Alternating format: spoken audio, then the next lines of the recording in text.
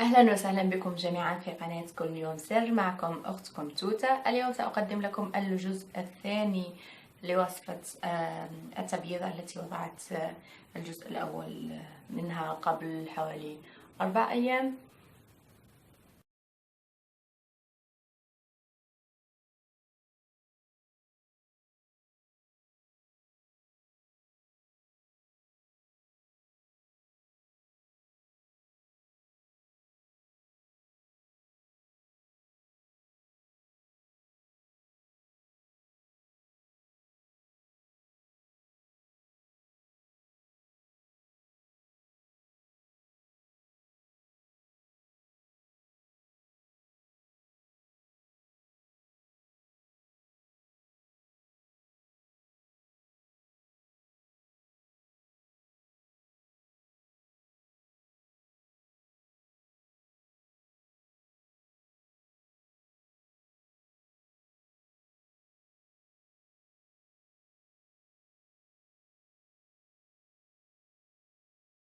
إذا للوصفة نحتاج كريم بيافين الذي قد ذكرت خصائصه استعمالاته رأيي فيه في الفيديو الأول. نحتاج أيضا إلى ليمونة.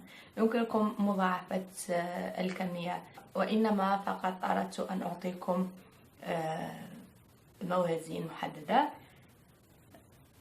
بالنسبة للليمون، الليمون يعتبر مادة طبيعية رائعة للتبييض. تأثيره قوي بالنسبة للذين لديهم بشرة حساسة، لذا أنصحهم أن يستبدلوه بزيت الليمون الذي قد صنعناه من قبل، أو يمكن أن يشتروا زيت. الذين لا يريدون أن يصنعوا زيت الليمون يمكن أن يشتروه من عند الأعشاب الذي يبيع المواد الطبيعية، الأعشاب والزيوت وما إلى غير ذلك.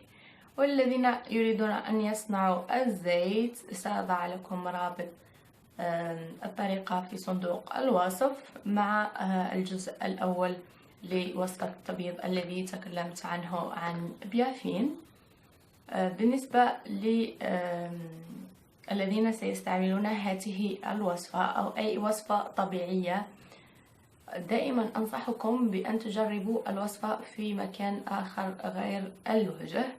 إذا كنتم سوف تستعملون هذه الوصفة لوجوهكم، لا تجربوها على اليد ثم تستعملوها على الوجه، وإنما جربوها في مكان قريب من الوجه، مثلا خلف الأذن، تحت الذقن، في الأماكن التي لا ترى، حتى وإن حدث فيها التهاب وما إلى غير ذلك لن تجدوا مشكلة، فبعد مدة سوف يذهب هذا الالتهاب.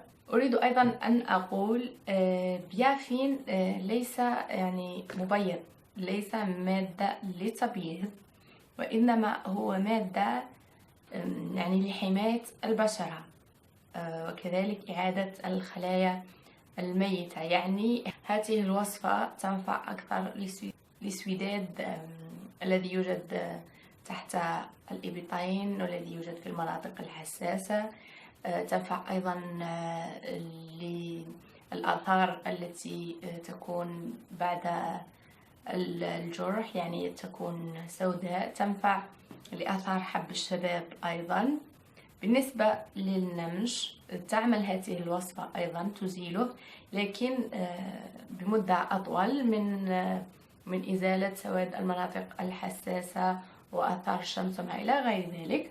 إذا هذه الوصفة تستعمل في الليل ولا تستعمل في النهار، لا تستطيعون أن تدهنوا بهذا الكريم الذي سنعده بعد قليل، تستطيعوا أن تدهنوا به في النهار، وإنما تستعملونه فقط في الليل أثناء النوم.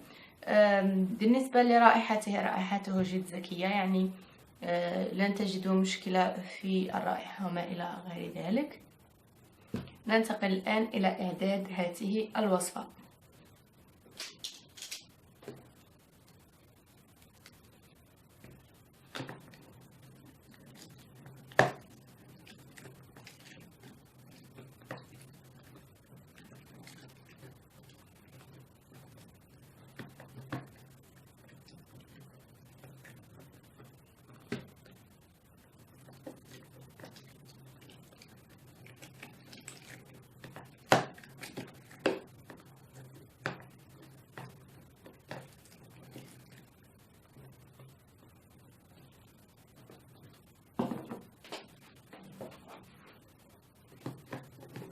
إذا هذا هو عصير الليمون الناتج لدينا. أيضا للذين لديهم بشرة حساسة لكن يعني نسبة تأثرهم بالليمون ليست عالية جدا، يمكنهم تمييع عصير الليمون بماء الورد كما يظهر أمامكم. يعني فقط تضيف القليل من ماء الورد لعصير الليمون الذي صنعناه.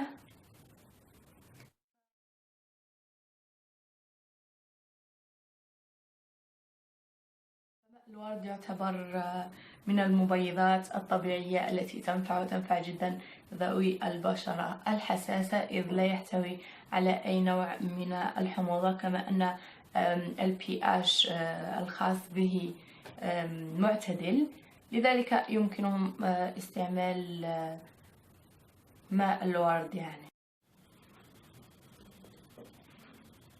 إذا هذا هو عصير الليمون الذي تحصلنا عليه. نحتاج إلى إناء فارغ، يمكن أن تكون علبة لمرهم سابق كالذي لدي هنا. يمكنكم استعمال أي علبة فارغة، فقط يعني أضيفوها.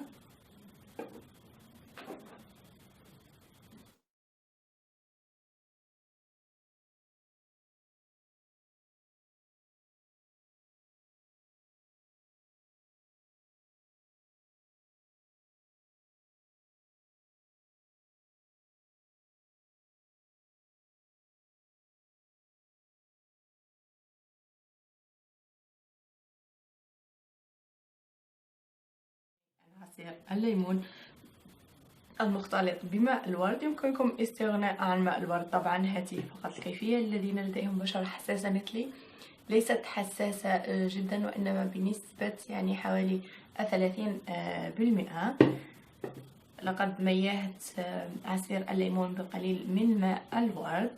بالنسبة لعدد ملاعق الكريم أيضا سنقيسه بالملعقة، يعني فقط لتروا الكمية ستكون النصف، يعني 6 ملاعق من الليمون مع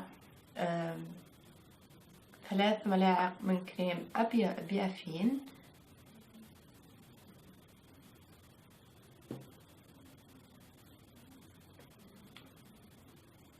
للذين يعني ممكن تكون لديهم بشرة حساسة ويرغبون أيضا بتجربة هذا الكريم ولا يعرفون الطريقة، فقط اعملوا العكس، يعني 6 ملاعق من كريم بيافين مع 3 ملاعق.